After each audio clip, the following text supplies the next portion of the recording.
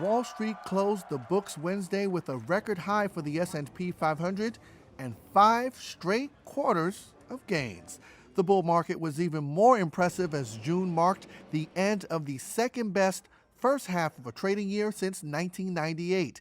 The S&P 500 tacked on more than 14% from January to June. As for the daily trading action, the Dow jumped 210 points, the S&P 500 rose 5 points to another record closing high, but the Nasdaq saw a minor pullback of 16 points. The market is looking rich at these heights, says Dan Suzuki, Deputy Chief Investment Officer at Richard Bernstein Advisors. So, it's possible that there's not a whole lot of upside for the rest of the year when you're talking about the index level. I think that there's a lot of opportunities within the market, but I think that there's a lot of stuff that's already run really hard. There's a lot of stuff that's very expensive, and there's a lot to consider for the second half of the year. Private hiring data gave investors a reason to be optimistic. Private payrolls rose by a stronger than expected 692,000 jobs in June, according to payroll processing company ADP. The number sets the stage for the government's more comprehensive jobs report due on Friday, which could help determine the scope of the Federal Reserve's next move.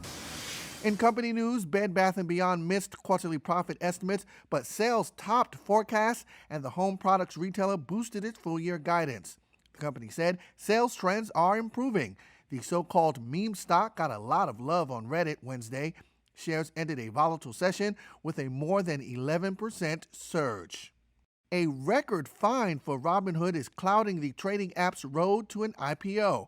The online broker was ordered to pay a $57 million fine, the largest financial penalty ever doled out by the Financial Industry Regulatory Authority, known as FINRA. Robinhood also has to pay $12.6 million in restitution to thousands of consumers.